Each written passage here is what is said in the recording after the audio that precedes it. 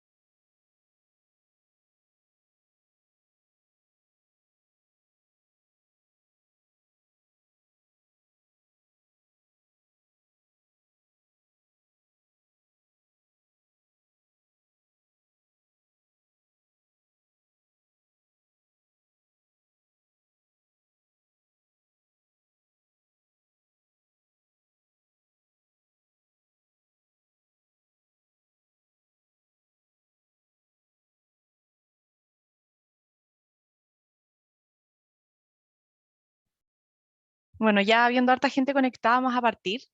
Hola a todos, muchas gracias por estar acá conectados.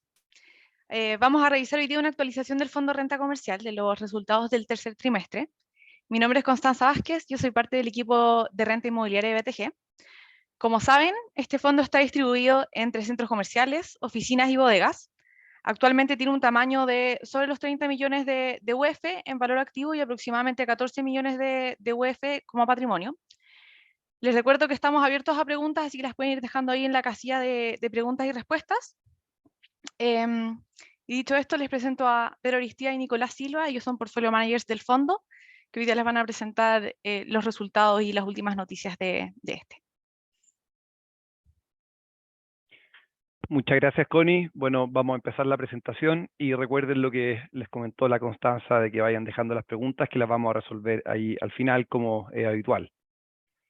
Bueno, en primer lugar, como les describía la Constanza, este fondo tiene activos por más de 30 millones de UF, un patrimonio contable de 14 y un apalancamiento, es decir, un loan to value del 47%.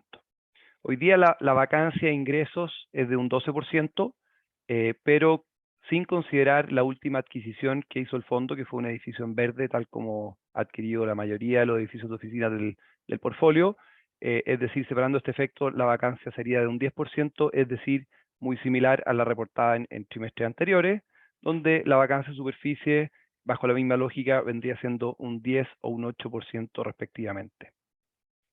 Hoy día, considerando el precio transado por bolsa de 23.000 pesos, el cap rate implícito es cercano, está en torno a un 8%, y el flujo que el fondo está generando, que ha estado generando últimamente entre dividendo y amortización de deuda, es cercano a un 12%. Eso vendría siendo el flujo que percibe el aportante, es decir, ya sea a través de los dividendos trimestrales, la caja que acumula y adicionalmente la deuda que va amortizando de acuerdo a los calendarios. Y el fondo cuenta también con una presencia bursátil del 39%. A continuación podemos ver aquí, entrando de lleno en la cartera de centros comerciales, cómo se distribuye esta. Recordemos, como comentaba Constanza, que el fondo se distribuye la mitad en centros comerciales y ahí 45% aproximadamente en oficina y el resto en bodegas. Bueno, la cartera de centros comerciales, que representa la mitad del fondo, está compuesta por distintas clases dentro de lo que son los mismos centros comerciales. Y ahí recordemos que los centros comerciales se separan. En primer lugar, los más pequeños son standalones, como por ejemplo una farmacia, una estación de servicio, un supermercado, un banco, y estos suman 41.500 metros cuadrados. Luego, en una escala un poco más grande, están los strip centers, que son 70.000 metros cuadrados. A continuación son los power centers, que suman 40.000 metros cuadrados. Y por último, los malls, que son superficie un poco mayor, de tamaño un poco mayor y también usualmente con un formato un poco más cerrado, que suman 53.000 metros cuadrados. Es decir, en total estamos hablando de un portfolio de centros comerciales de más de 200.000 metros cuadrados distribuidos en 43 propiedades a lo largo del país. Y también con con un promedio remanente de contrato superior a los 7 años. Es decir, son contratos en general bastante largos, donde son justamente los principales anclas, partiendo por los supermercados, los que de alguna manera hacen que este promedio sea bastante elevado, mientras que las tiendas menores, en el extremo opuesto, son típicamente contratos de más corto plazo. Es decir, una cartera bastante diversificada, no solo en ubicaciones, sino que también en tipo de centros comerciales en los que invierte el fondo, pero en general cargado sobre todo a las categorías de menor tamaño. Y cuando hacemos doble clic en las cifras, acá podemos ver que en primer lugar el perfil de ingreso es bastante sano, y eso dado por los principales anclas que suman un 86% de la cartera, es que corresponden a grandes anclas y o cadenas. Luego, un 40% de los ingresos también de los arrendatarios, pensando el tiempo COVID, que la verdad que para esta clase activo el año 2022 ha sido bastante normal, en lo que eran considerados como arrendatarios esenciales, tipo supermercados, restaurantes, no, restaurantes no, perdón, supermercados, farmacias, bancos, etcétera. La verdad que la cartera está bastante distribuida y donde hemos visto también que en general las ventas, por ejemplo, de los supermercados y farmacias durante el último tiempo han sido particularmente buenas, incluso bastante más elevadas que en los tiempos COVID. Y bueno, y por último, para concluir sobre esta clase de activo que son los centros comerciales, es muy relevante que este ha sido un año bastante normal, es decir, mientras que durante el año pasado los descuentos llegaron a ser muy fuertes en esta clase activo, en algunos meses llegando a ser en tiempos de cuarentena los descuentos de hasta un 40%, principalmente por las limitaciones de movilidad. Este año y durante todo el año corrido los descuentos han sido de 0%. Es decir, desde el año 2021, inicio, a la fecha, versus el año 2020 o incluso el 2019, destacamos dos cosas. En primer lugar, una capacidad de facturación bastante superior. Esto producto de algunas de las adquisiciones que hizo el fondo el año pasado a principio, el Mall Imperio y Mall El Centro, por ejemplo. Y en segundo lugar, y sobre todo, hoy día la capacidad de generación de ingresos, que no solo potencialmente mayor, sino que en los hechos el fondo está recaudando montos significativamente superiores porque ya no está el efecto COVID. No lo hemos visto durante este año, obviamente. Luego, cuando vemos la cartera de edificios de oficina, que suma casi 150.000 metros cuadrados distribuido en 13 edificios de oficina, en esta clase activo, si bien como vamos a ver a continuación durante la pandemia, la verdad que la facturación fue muy similar a lo que se venía facturando históricamente. La realidad es que obviamente desde el año 2020 a la fecha hemos visto un aumento en la vacancia, principalmente producto de teletrabajo, por ejemplo, y algunas adecuaciones que han hecho los arrendatarios. La verdad es que esta situación este año ha sido bastante más favorable. De hecho, a la fecha hemos cerrado contratos nuevos por cercano a 8.000 metros cuadrados en muchos edificios y tenemos aproximadamente otros 2.000, 1.800 metros cuadrados ya en proceso de firma, es decir, con garantías pagadas, en cierres de contrato, y eso la verdad que en la mayoría de los edificios de la cartera. Por ejemplo, tenemos cierres de nuevos contratos en el edificio Coacín, que está en su empresarial, en el edificio Torre Munátegui también cerramos un local, por ejemplo, que estaba vacante. Hemos colocado varias oficinas en el edificio CCU también, en Torre Huérfano, en Santiago Centro también hemos colocado nuevos contratos con oficinas, Apoquindo 3039 también, Alcántara Apoquindo también, Plaza Manquehue también hemos cerrado varios contratos de oficina, Torres del Parque también, es decir, en general hemos visto un cambio de tono muy importante y sobre todo pensando no solo a la hora de renovar contratos, sino que también en la disposición que hemos visto de nuevo arrendatarios en tomar nuevas posiciones en el portfolio. Y así es como podemos ver que aquí, en primer lugar, destacamos, como lo hemos comentado otras veces, la composición de ingresos, de dónde provienen los ingresos de nuestra cartera de oficina, que podemos ver que del gráfico número 1, que en general vienen y casi un 90% de arrendatarios que nos toman más de 500 metros cuadrados. Es decir, en general no son pequeñas empresas, sino que son grandes empresas, las que típicamente son las que tienen un mayor, son un mejor sujeto de crédito. Bueno, y obviamente la facturación levemente ha ido hacia la baja desde el 2019, pero hemos visto un cambio de tendencia importante desde el cierre, desde diciembre del 2021 a la fecha, principalmente por estos nuevos contratos, por ejemplo, que describimos anteriormente. Y con una cobranza que típicamente se ha mantenido bastante sana, en general a los 30 días ya está el 99% recaudado. Y si hubo en algún minuto algunas condonaciones, fue la verdad es que fue más bien correspondiente a las placas que están ubicadas en los mismos edificios de oficinas que a las oficinas. Y por eso es que podemos ver que el tema de condonación fue muy distinto a lo que se vio, por ejemplo, en los centros comerciales. Bueno, y dicho esto, la verdad es que aquí podemos ver dos gráficos bastante interesantes y que conversan justamente con los nuevos cierres. En primer lugar, podemos ver el promedio de visitas que ha tenido nuestro portfolio. Acá podemos ver el promedio de visitas del portfolio de oficinas BTG, que obviamente durante todo el tiempo del 2020 las visitas llegaron a bajar hasta el 60%, es decir, estuvo muy golpeado, la verdad es que casi que no nos tocaba la puerta, por decirlo de una manera así. El 2021 no estuvo exento de dificultades, y eso también es algo que se ve en general en los informes de mercado de oficina, donde durante estos 2 años pasó algo histórico que fueron años de absorción negativa, es decir, se desocuparon más metros cuadrados de los que se colocaron. Pero a partir de este año, la verdad es que, y conversa con los cierres en distintos edificios de oficinas que tiene nuestro portfolio, no solo aumentó la colocación, sino que también el nivel de visitas muy similar, incluso superior a lo que teníamos nosotros previo a la pandemia. Y por último, viendo algunos indicadores de la industria, y aquí el que siempre hemos comentado desde otros webinars, cómo ha andado la movilidad en el sector oficina de Santiago, la verdad es que se muestra bastante recuperada. Esta es la movilidad en el sector oficinas. La verdad que Google entrega, desde que partió la pandemia, la movilidad en distintos sectores de la economía, o por decir así, también incluso residencial, etcétera. Pero bueno, cuando miramos la movilidad del sector oficina, la vemos también bastante recuperada, e incluso podemos ver algún grado de correlación entre los dos gráficos. Ahora, bueno, cuando vemos el fondo consolidado podemos ver cuáles son los principales arrendatarios. Los principales arrendatarios del fondo son en general grandes empresas, muchas de ellas abiertas en bolsa.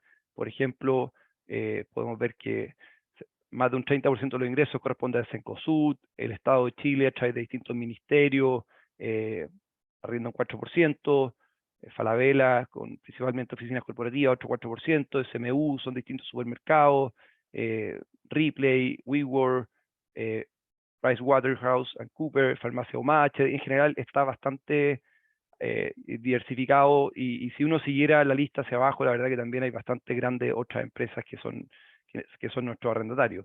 Con una composición de ingresos bien diversificada también, podemos ver que un tercio corresponde a retail, un 20% a servicios, el sector financiero representa un 13% de los ingresos del fondo, salud un 9%, etc. Y cuando uno ve también el vencimiento promedio de los contratos a término, es en promedio del fondo a 6 años, y en general está bastante distribuido. Y que en general cuando uno ve la última cola, que son principalmente centros comerciales, corresponde sobre todo a los típicos contratos de menor tamaño que tienen usualmente plazos en torno a 1 o 2 años y que se van renovando, más que a grandes anclas que hoy día estén en proceso de negociación. Y antes de darle la palabra a Nicolás, bueno, aquí podemos ver por último también cómo ha sido la evolución de la facturación del fondo, y también cómo ha sido abajo la facturación y la recaudación. En general podemos ver en el primer gráfico cómo se ha distribuido la facturación por clases de activo entre los distintos años, 2019 como base 100, 2020, 2021 y el 2022. Y podemos ver que el nivel de facturación actual es bastante, del fondo consolidado es un 116%, es decir, un 16% superior a lo que fue el 2019, y eso en parte se debe a lo que comentamos previamente, que es las últimas inversiones que hizo el fondo, y por último, a que este ha sido un año bastante sano en términos de que no hay descuentos COVID, como le llamamos cotidianamente. Y así es como podemos ver que el nivel de facturación actual es, en el gráfico número 2, es decir, como comentábamos, bastante superior a lo que se facturó previo a la pandemia, donde también podemos ver que desde el año 2022, desde el inicio a la fecha, la verdad es que los descuentos COVID son inexistentes. Bueno, y típicamente, obviamente, cuando uno ve la mora, obviamente los 30, 60 días y este gráfico, la verdad que la historia se repite. Si es que uno lo viese en perspectiva desde los webinars anteriores, bueno, esto tiende a ponerse al día en los meses consecutivos. Es decir, un nivel de facturación bastante recuperado, un 97% de los ingresos son fijos, y con un nivel de recaudación también bastante alto. Por último, solo para mayor claridad, típicamente en los meses de diciembre y enero hay cierta estacionalidad, por ejemplo, en centros comerciales, ya sea por doble cobro de renta en diciembre o ingresos variables en enero, que eso es principalmente lo que se explica que durante esos 2 meses la facturación haya sido mayor a lo que vimos desde febrero en adelante. Por lo tanto, en diciembre y enero 2022, 2023 respectivamente, también deberíamos ver un aumento en la facturación producto de lo que comentábamos.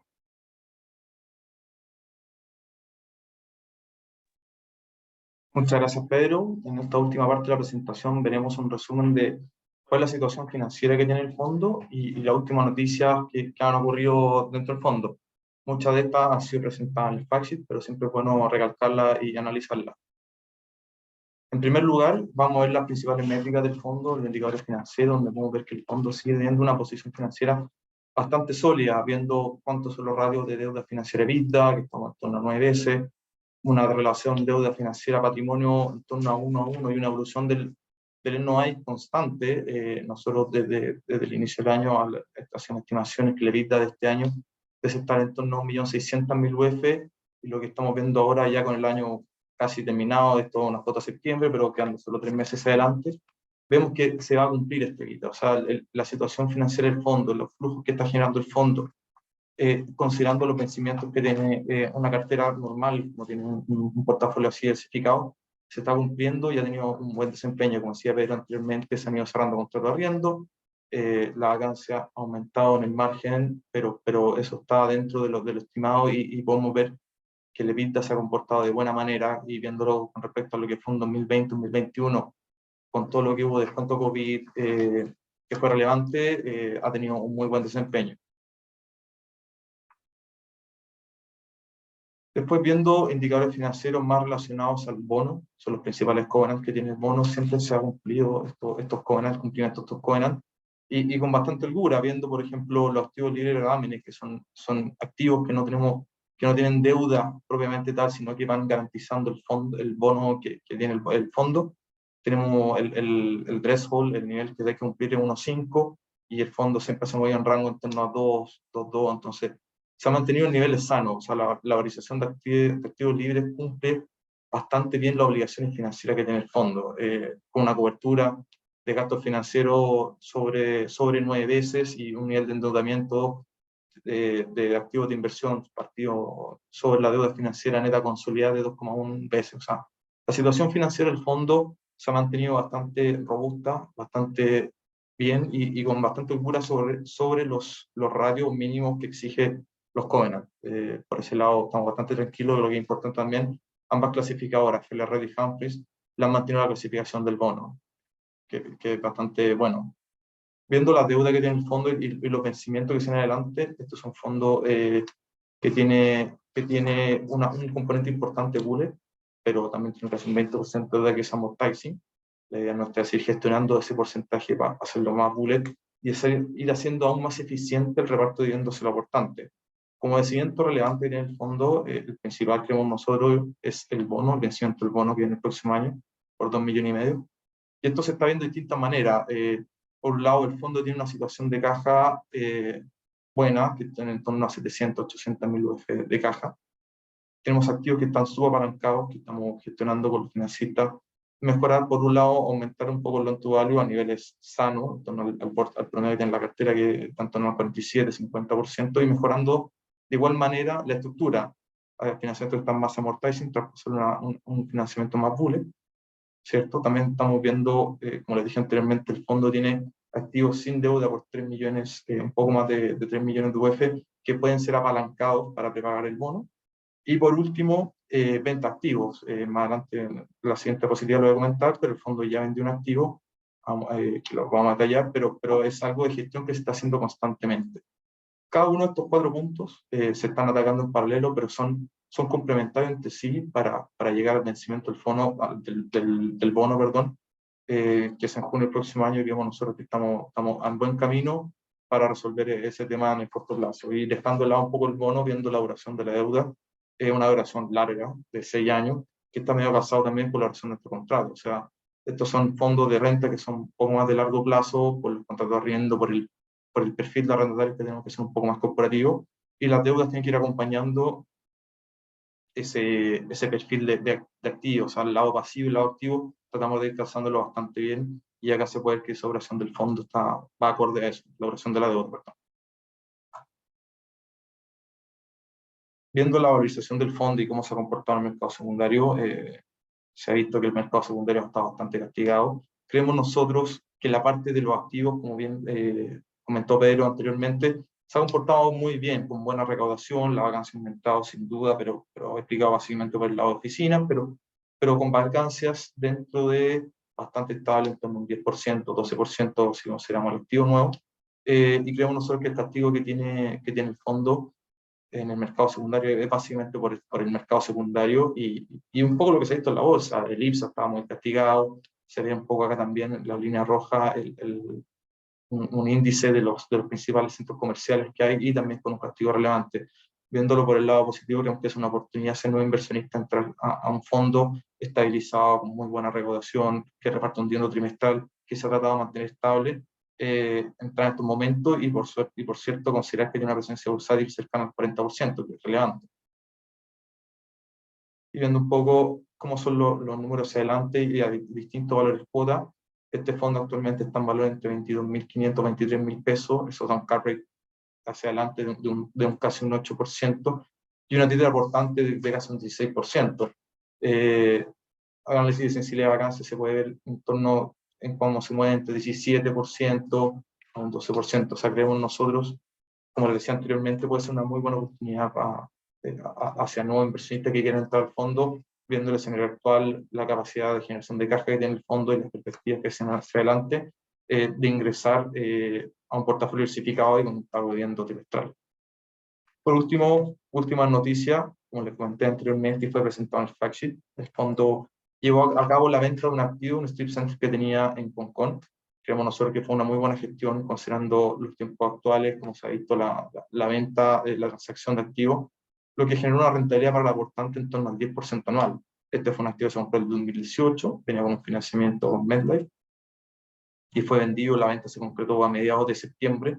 La venta fue un 7% mayor a la tasación que tenía el fondo, y un 5% mayor a la compra. O sea, fue una gestión considerable, y aparte generó un flujo neto hacia el fondo de 185.000 UF. O sea, esto es una alternativa que estamos evaluando para ir rotando carteras, gestión de cartera, viendo también el tema del vencimiento del bono, y estamos abiertos a seguir evaluando venta activos siempre y cuando sea favorable para los aportantes.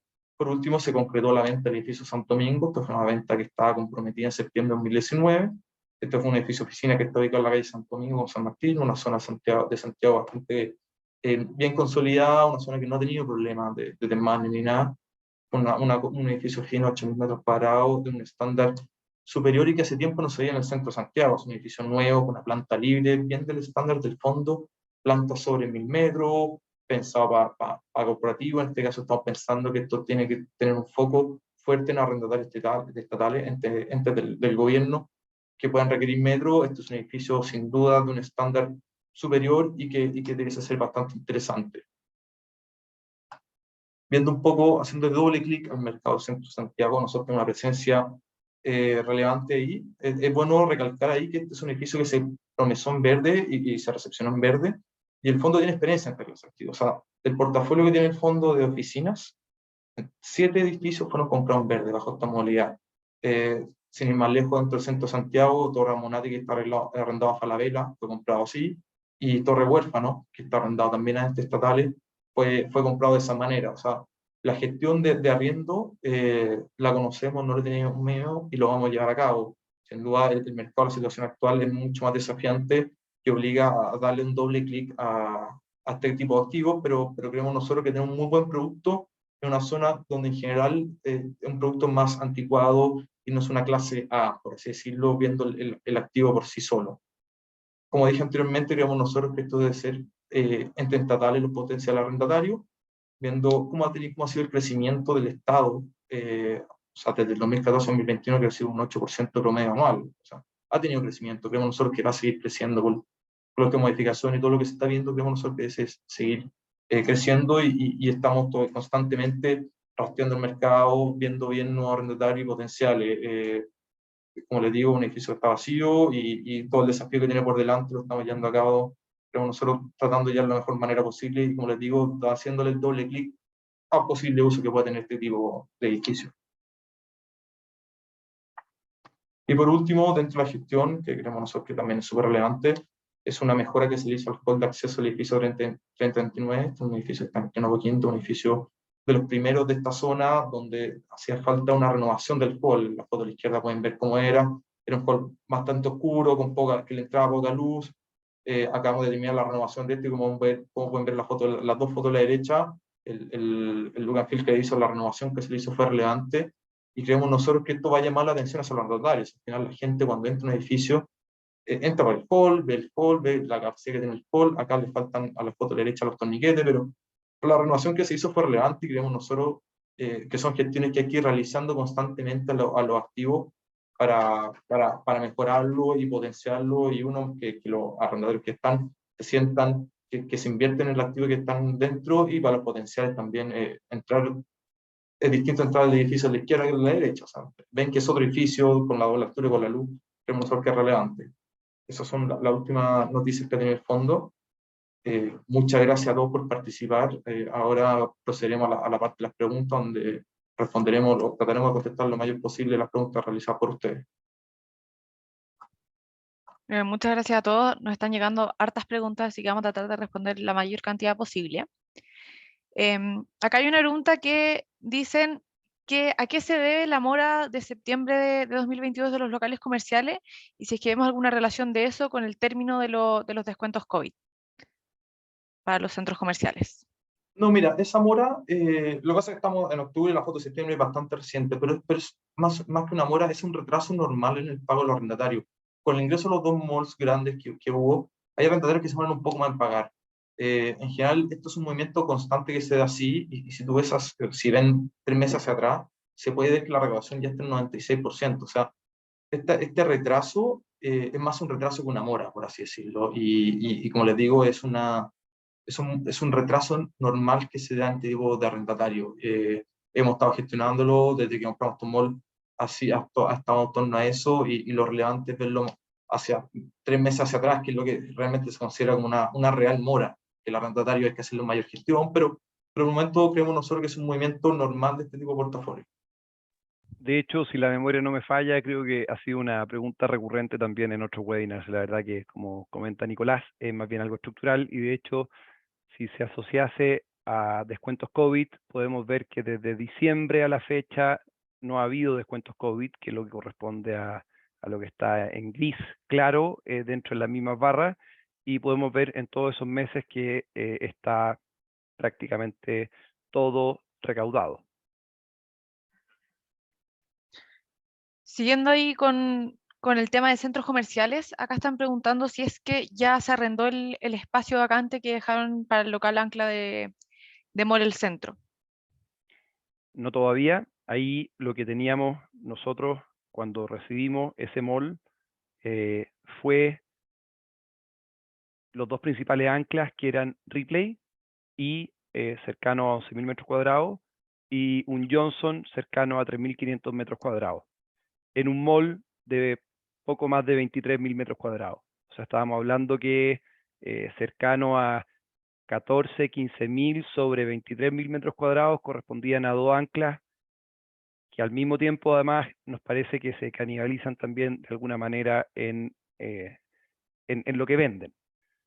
Johnson, como es de público conocimiento, dejó hace un par de años de operar a público, y por lo tanto, cuando nosotros compramos el centro comercial en enero del 2021, venía de un Johnson que nunca volvió a abrir las puertas porque es una marca de Cencosud, por decirlo así, que dejó de operar.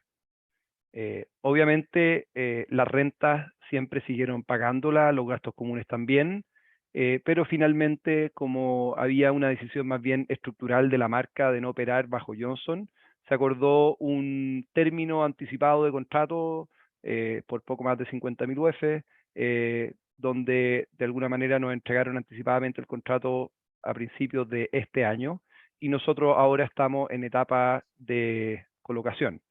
Eso ha pasado por algunas modificaciones de proyecto, etcétera, pero hoy día estamos con 2 potenciales arrendatarios negociando condiciones que, de ser satisfactorias, además nos parece que podrían mejorar de una manera relevante también el mix de arrendatarios que tiene este centro comercial, que eso es muy importante. Es decir, el motivo de por qué la gente ingresa al centro comercial, hoy día estamos buscando otros locales que se complementen también con el retail, por ejemplo, que hoy día hay una tienda retail muy buena, con un muy buen nivel de venta, y eso obviamente genera en los centros comerciales venta cruzada y una suerte de win-win entre los distintos locatarios que están en el mismo centro comercial.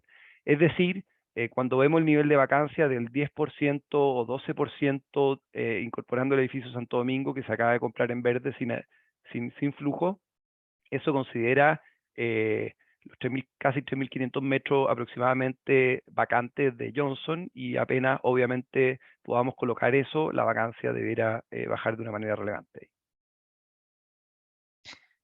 Bien, para seguir acá un poco en línea con el Mall Centro, hay una pregunta sobre la estimación que tenemos en cuanto al resultado del juicio que hay sobre el usufructo del Mall Centro.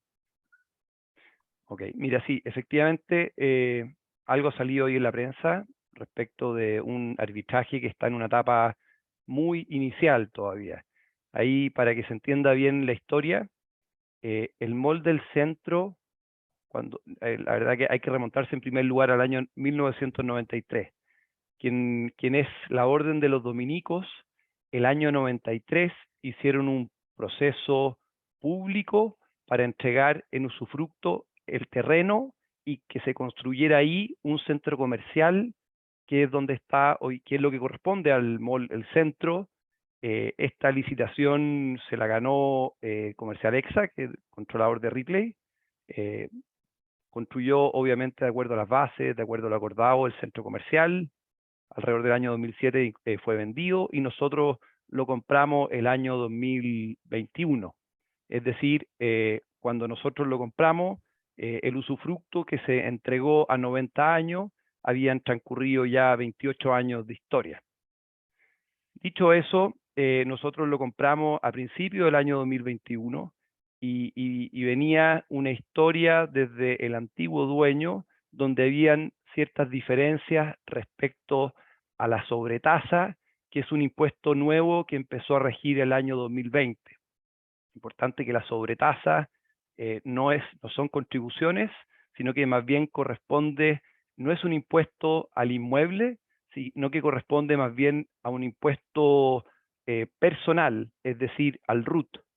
Incluso hay oficios del Servicio de Impuestos Internos indicando que la sobretasa corresponde que sea pagada por el usufructuario, perdón, por el nuevo propietario y no por el usufructuario, donde nuestra calidad aquí es del usufructuario. Bueno, dicho eso, también esto es justamente lo que se nos está a nosotros demandando vía arbitraje, y nos parece que, bueno, y también ha ido un poco más allá por distintos motivos, donde se ha reclamado también el término del usufructo. No obstante, el juicio está en una etapa bastante inicial, ni siquiera todavía está corriendo el plazo para nuestra contestación a la demanda.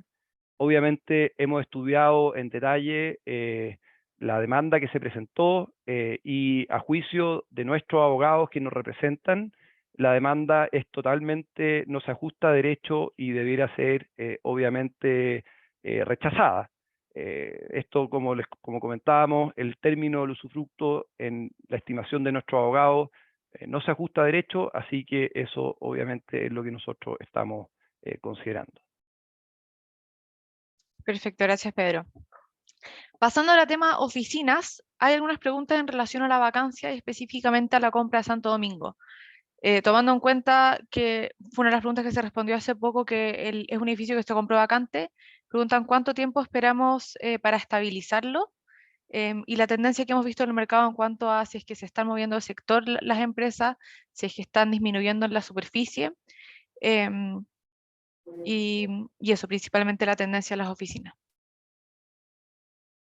Sí, por el lado oficina, bueno, como comentaba anteriormente, dentro del último año, nosotros hemos ido arrendando metros cuadrados, hemos arrendado en torno a 8.000 metros cuadrados, incluso hemos arrendado superficie en el centro de Santiago, en Torre Huérfano, en Amunátegui, que habla un poco bien de nuestro portafolio, porque quiere decir que los arrendatarios buscan este tipo de activos. Por el edificio Santo Domingo, sin duda, estamos en un mercado mucho más desafiante, pero como les dije anteriormente, el fondo ya ha comprado edificios de esta manera en verde. Este sería el séptimo edificio que compramos de esa manera. Sin duda, dentro del escenario inicial, cuando se evaluó, que fue en septiembre de 2019, a la fecha ha pasado harta agua bajo el puente, han habido temas, pandemias, se han llegado con empresas, teletrabajo, etc. Y se va a alegar ese periodo, pero creemos nosotros que para el centro de Santiago tenemos un muy buen producto. Ahora, por el lado de cambio de tendencia, se ha visto de todo. Hemos visto que una empresa se están achicando, otras empresas que están volviendo a la oficina. O sea, si uno ve noticias, uno ve mercados más desarrollados, que mucho más que nosotros como Estados Unidos, se ve que hay empresas que lo único que están haciendo es tratando que la gente vuelva a la oficina. Uno va también por la calle y se ve más autos, como se muestra el índice de Google de movilidad.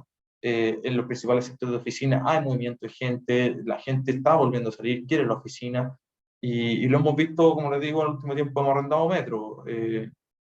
Por eso yo creo que medio va jugando tanto por un lado algunos que se están achicando, quieren más teletrabajo en un área, como por otro lado gente que está volviendo y están arrendando, que necesitan superficie. Aparte del teletrabajo, no es que uno se vaya al 100% a la casa, es más algo más flexible, donde uno igual tiene que tener lo cuadrado, el escritorio, para que la gente cuando quiera ir vuelva a la oficina. O sea, uno tiene que tener esa superficie. Entonces, el teletrabajo, más que 100%, va a ser algo más flexible. Y en términos de tarifa, hemos visto de todo, hemos cerrado contratos a tarifa, renovaciones a tarifas similares a las que teníamos activados. Recordemos acá que este es un portafolio que los contratos de arrendo son un poco más a largo plazo, entonces los contratos que están venciendo ahora son contratos que se cerraron hace 3, 4 años atrás, entonces que eran otra tarifa. Hubo un crecimiento en su momento que cayó durante la pandemia y ahora este último año, pero creemos nosotros que estamos en el margen cerrando a cánones de arriendo similares a los que estamos activando anteriormente y lo que estamos cerrando en otras zonas, mercado más castigado, por ejemplo, en su empresarial tal vez un poco más bajo, pero en promedio yo creo que estamos bien parecidos. Bacán. Y en esa Adicionalmente, misma... sí, Sí, dale, Pedro. no, adicionalmente quería comentar de que cuando vemos el último momento, el último año en que tuvimos un nivel de vacancia similar al actual en el mercado de oficina, que fue en torno al año 2014, hoy día hay una diferencia importante, que el año 2014 no solo el mercado, o sea, pensando en cómo competimos nosotros respecto a la nueva oferta que pueda entrar, por ejemplo, de nuevo edificio. El año 2014 la oferta era principalmente, se encontraba en condiciones de obra gruesa habitable. Y la realidad es que también hay una parte importante de nuestros metros cuadrados también no estaban habilitados. Hoy día, cuando uno piensa en los nuevos proyectos que puedan entrar, salvo el edificio Santo Domingo, que la verdad que 8.000 sobre 150.000 metros es un porcentaje bastante menor, el resto de los metros cuadrados que tenemos por colocar son principalmente metros cuadrados ya habilitados que dejó algún arrendatario. Y eso es importante porque si algún arrendatario hoy día quiere tomar un contrato corto, necesariamente tiene que ser por un espacio habilitado, porque de lo contrario, la inversión en habilitación no justificaría un contrato de menor duración. Y eso nos da una ventaja competitiva a la hora de poder ofrecer nuestros metros cuadrados respecto de otros edificios que se pueden entregar en el mercado. En esa misma línea, están preguntando sobre el efecto que tuvo la compra de este edificio en la vacancia del fondo consolidado y en cuanto a la estabilización de esta superficie, si es que si es que hay que arrendarlo habilitado y si es que es así, ¿quién paga esa habilitación? Bueno, acá podemos ver el efecto directo. La vacancia son un 2% aproximadamente. En términos de superficie, un poco menos de un 2%, en términos de ingreso, muy cercano a un 2%. Ese es el efecto que tuvo esta nueva incorporación. La clase activo-oficina es bastante cíclica, tiene un acople importante en la colocación al ciclo económico, que es distinto que una vez que el activo ya está estabilizado, porque uno usualmente tiene contrato a largo plazo, con una buena contraparte, etcétera. Pero la colocación sí de alguna manera está bastante más acoplada al ciclo económico. Entonces la colocación podrá ser 1, 2 años, etcétera. Pero yo creo que en primer lugar lo importante es que el EBITDA que hemos reportado últimamente es un EBITDA que no considera este ingreso, el ingreso de este edificio, y por lo mismo, en la medida que lo vayamos colocando, ahí obviamente hay upside para el EBITDA del fondo. Así que eso, y respecto a la condición en que nosotros lo podamos entregar, mira, el edificio lo podremos, a ver, muchas veces el Estado solicita habilitaciones y que los paga dentro del canon de arriendo. El fondo hoy día tiene los recursos y con un sujeto de crédito de esas características, obviamente es algo que estaríamos dispuestos a hacer, si es que fuese lo necesario para poder colocarlo. Y eso es algo que obviamente es algo que nosotros hemos hecho también en muchos otros edificios, así que no descartamos que sea una manera, un gancho importante para poder colocarlo con mayor velocidad. Bien. Hay algunas preguntas en relación a la razón que vemos de la caída del valor bolsa y el castigo que tiene sobre el valor libro.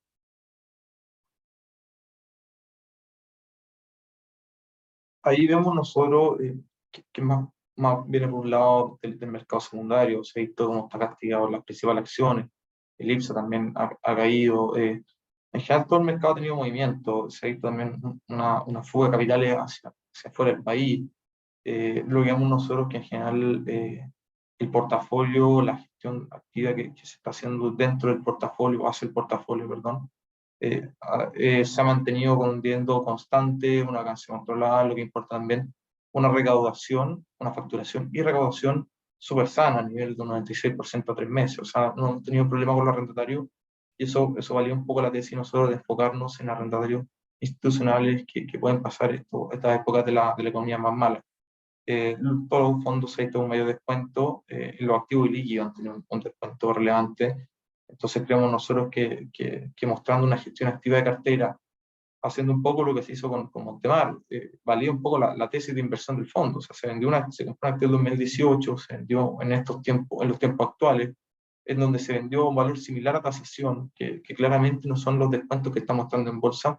Valía un poco uno de los valores contables que tiene el fondo, los activos, y la gestión y la buena compra que se hizo, y la gestión que se hizo durante el 2018 a la fecha, los contratos de arriendo. O sea, los activos que tiene el fondo son activos solicitados no solo para arriendo, sino que por inversionistas, y eso habla también de la calidad de activo que tiene el fondo adentro. Bien, aquí hay algunas preguntas en relación a la deuda que tenemos actualmente y de la mano con los vencimientos que tenemos el próximo año, en cuanto a la condición actual que hay sobre el mercado y el alza de tasas de crédito que se ha visto en el mercado.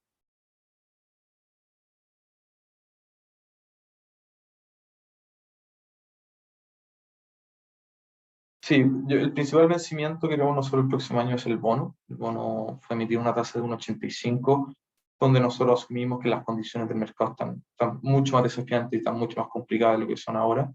Estamos viendo, se ve financiamiento con un BCU mucho más alto de lo que se vio. Bueno, BCU en su momento llegó a cero, estaba en negativo, ahora está en torno a un duration de año en torno a 2,5, se mueve en ese rango. De hecho, la curva está más invertida, pero sin duda estamos reflejando eso, estamos viéndolo, que las nuevas tasas de financiamiento van a ser más altas de lo que tenemos ahora, entonces tenemos que ir jugando tal vez con financiamiento más cortos para pasar un poco el momento que tiene la economía. El dividendo de los 500 pesos también asume un poco ese aumento de gasto financiero que va a tener el fondo. Estamos por ese lado bien conservador por las estimaciones nuestras, tanto en el dividendo como con la deuda que se va a refinanciar el fondo. Y obviamente es importante pensar en la capacidad financiera del fondo con activos por más de 30 millones de UF. Como comentaba inicialmente Nicolás, ya recorría esta lámina durante la presentación, mencionaba por ejemplo que hay varios activos subapalancados, hay espacio también para mejorar algunas estructuras que hoy día están en una estructura donde se va amortizando la deuda a ojalá una estructura más bien tipo bullet, y que eso, por ejemplo, permitiría de alguna manera beneficiar el flujo hacia los aportantes. Y eso son cosas, obviamente, que nosotros estamos estudiando para que los próximos vencimientos se puedan renegociar de la mejor manera posible de cara a los aportantes.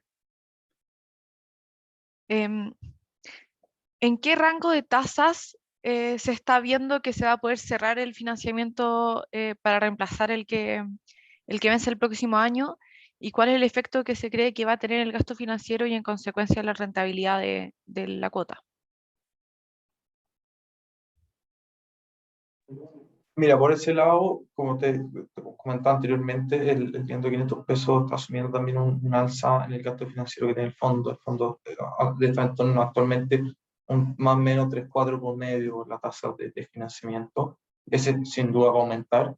El mercado es tan volátil que es difícil, pero lo que se ha visto, las últimas colocaciones, lo que hemos estado hablando tanto con bancos, compañías de seguros, para la calidad de activo que tiene el fondo, el perfil que tiene el fondo, el nivel de palanca que tiene el fondo, vemos nosotros en torno a 4,5, 5, en torno a eso, de aceptar las nuevas deudas que tome el fondo. Eso también nos dice en desarrollo, como digo, el mercado está súper volátil, pero de centrar en torno a eso y el dividendo de 500 pesos ya, que estamos repartiendo, un poco asumiendo el escenario más desafiante que está viendo el país, no solo el fondo, la economía y el país en general.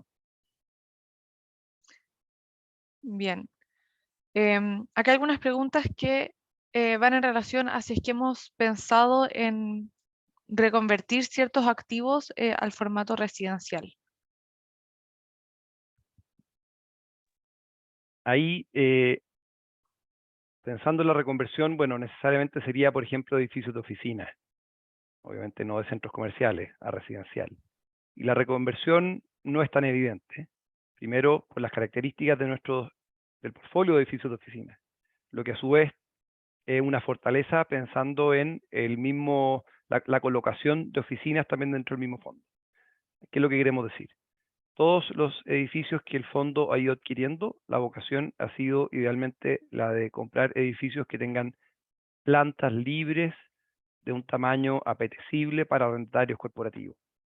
Es decir, fueron construidos todos con estructura de pilares y eso permite que el arrendatario pueda habilitar a su gusto las oficinas de acuerdo al layout que necesite. Más privado, más planta libre, qué sé yo, etc. Pensando en la reconversión, el costo típicamente no compensa y adicionalmente el producto que uno lograría la transformación de oficina a departamento, donde, por ejemplo, muchos departamentos quedarían, por así decir, sin ventana o sin acceso, y eso hace que no, o sin ventana hacia el exterior. Pero de todos modos, lo que es justamente la fortaleza, pensando en el tipo de usos que puedan haber el día de mañana, son cosas, por ejemplo, que estamos haciendo nosotros en el edificio Apoquindo 3039, donde es un edificio también con plantas libres, pero que por los usos de la época en que se construyó, muchas oficinas venían con estructuras más bien de privado y que las hemos ido demoliendo y transformando en plantas libres, y que hoy día sí han sido apetecibles para nuevos arrendatarios. Entonces, la verdad es que pensar en reconversión hacia residencial lo vemos difícil. no descartamos de todos modos otro tipo de reconversiones. Por ejemplo, en algunos casos, ya sea mini bodegas, dark kitchen, por ejemplo, pensando en el mismo edificio Santo Domingo, la verdad que sí estamos abiertos a otros usos que sí puedan ser apetecibles, digamos, para distintos arrendatarios. Y eso son cosas que sí estamos estudiando. Hacia residencial no, en definitiva, pero potencialmente sí podría ser a otros usos. Si es que creemos nosotros, de alguna manera, que los flujos proyectados hacia adelante tienen un valor presente considerando la inversión que tendríamos que hacer, más favorable que lo que podríamos esperar a través de la vía de arriendo de oficinas convencionales, en este caso, por ejemplo, el Estado. Perfecto. Ya vamos casi terminando con las preguntas. Acá hay hay varias que están relacionadas. En cuanto al dividendo, si es que el dividendo que se está repartiendo tiene considerado el probable aumento del gasto financiero en relación a la renovación de deuda, em, y qué es lo que se piensa hacer con la caja disponible que tenemos hoy día, si es que se piensa amortizar deuda o repartirla. Obviamente, el fondo primero recibe sus ingresos, luego paga los gastos operacionales, luego financieros, amortiza si corresponde o no de acuerdo a la estructura, a lo que se haya pactado con el financista, y por último, el vuelto obviamente se reparte a los aportantes. Hoy día la generación actual del fondo de acuerdo a la EBITDA, de acuerdo a es decir, a los compromisos operacionales, y en la línea siguiente financiero, es cercana a los 150.000 UF. Mientras que el dividendo de 500 pesos por cuota es cercano a 120, 123.000 UF. Hay como 30.000 UF de diferencia entre el dividendo y lo que efectivamente se está recaudando hoy. Dicho eso, obviamente esas 30.000 UF de GAP, en primer lugar, están considerados, dados los próximos vencimientos, si es que corresponde o no corresponde algún nivel de amortización, y al mismo tiempo, mirando hacia adelante, obviamente da un colchón importante respecto de cuál sea la condición de tasa en la nueva estructura de deuda y de amortización que el fondo y las filiales tengan después de las reestructuraciones que tocan el próximo año. Perfecto. Y Es decir, última hay un pregunta. colchón importante ahí. Gracias, Pedro. Última pregunta es en relación a la liquidación del fondo del 2025.